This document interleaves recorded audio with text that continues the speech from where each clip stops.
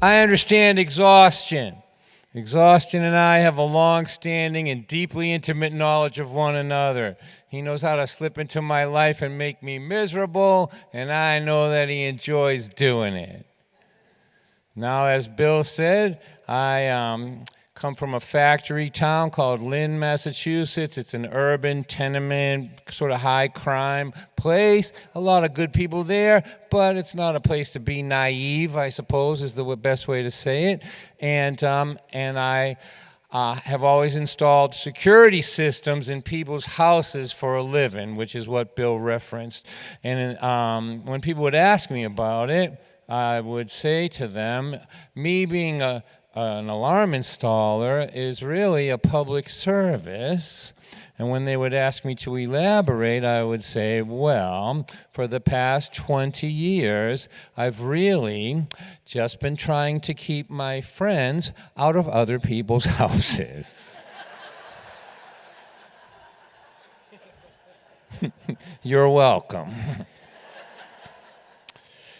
And the attic thing is a real thing. In those days, there was no wireless equipment, so you had to be in the attic. So I was doing that for 17 hours one day on a 100-degree day outside. It was 130 in the attic. I was pushing snakes down into, insulation and covered, and just thinking to myself, man, I should have paid more attention in school.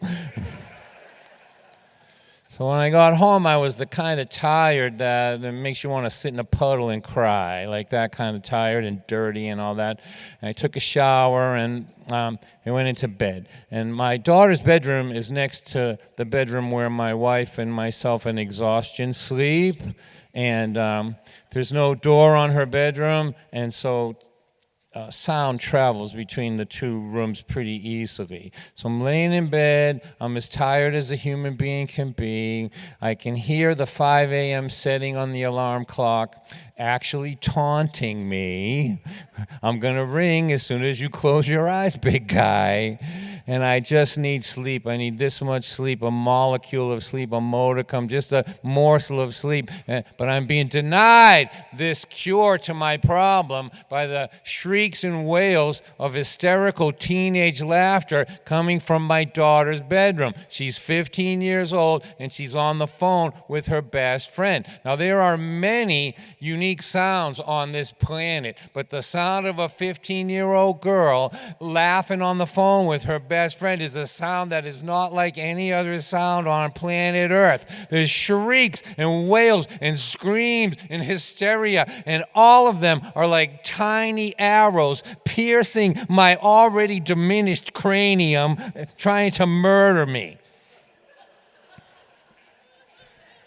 And I think I need to address this situation.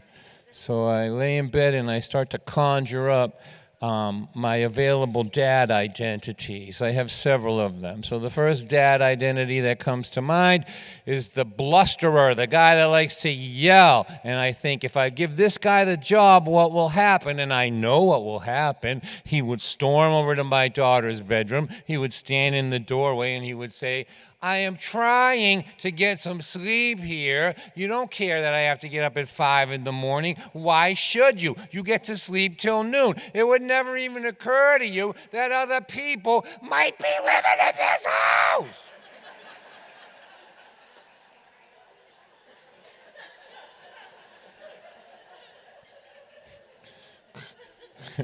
And I would raise up my dictatorial muscle and say, hang up that phone right now. And then there would be quiet. Quiet anger, quiet resentment, and quiet plotting of revenge. You see, dad number one always gets much more quiet than he bargained for. That's because he's 100% bluster and 0% circumspection, 0% foresight. He wins the battle at the expense of the war. He's a pawn of exhaustion and destined to spend his waking hours in a vicious cycle of explosive bravado, followed by the need to apologize for it. So I think this isn't going to work. What else have I got in here? So then I conjure up dad number two. And dad number two is a pawn of exhaustion as well, but he lacks the will to fight. Instead, he is a pleader. His method is to look as pitiful as possible and to speak in a defeated monotone. So if I give him the job, I picture in my mind what will happen, and I know what will happen. He'll go over to my daughter's bedroom, and he'll stand there with his hands over his head and say, Ariel, that's my daughter's name, Ariel. Ariel, I need to get some sleep. If you have any love in your heart for me at all, please go downstairs and talk on the phone down there. And although sad and just a touch emasculated, this dad, if I give him the job, at least we'll get it done in a manner that I won't have to apologize for later. So I think, okay, let me give this job to dad number two. And I conjure up my defeated monotone and I roll it around in my mouth and I'm preparing to get out of bed and address the situation when a hitherto unknown door in my mind opens up and out walks dad number three. He speaks. He says, dad number one is mean and dad number two is tragic. He said, the problem here is not with the sounds in this house, it's with the way you are choosing to hear them. And I think to myself, great, dad number three is a philosopher.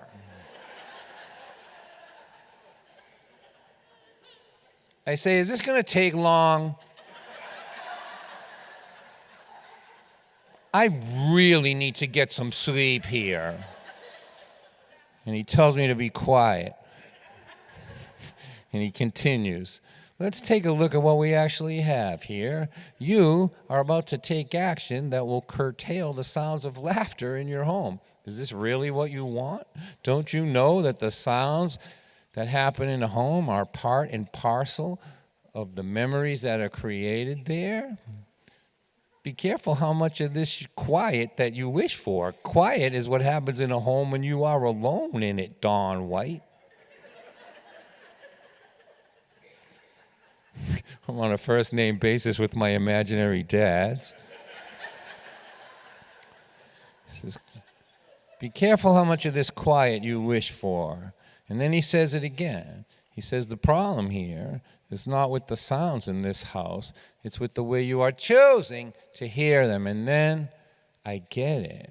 I get it. I understand it. I have a like a complete understanding of something. You know how that happens sometimes? You didn't understand anything about something, and after somebody explains it to you or somebody says something, you have like a great big white light of complete understanding wash over you. Well, it was like that. And I ask myself this question. What kind of a father can't go to sleep to the sound of his daughter laughing? And then immediately, as if asking the question initiated the metamorphosis, all the sounds coming from my daughter's room are transformed. They become music. They become summer rain. I lie back, and all the pores in my body open up and drink in the miracle of my daughter's teenage laughter. It is magic. It is giddy. It is a sound so complete. It is as if all of her molecules are laughing. It is all one glorious symphony, light and lovely, and she sings me to sleep with laughter. And I dream, oh man, I dream the dreams of a new human being. And when I wake up in the morning, I'm not just reborn, I'm not just renewed, I'm reborn. I'm a different person. The person that went to bed the night before is not the same. I'm not there anymore. This is a new me this morning. And I lay in that bed and I think about the home that I was raised in. And I wonder if I had the wherewithal or the inclination to count them, if my memories of people laughing would outnumber my memories of people yelling.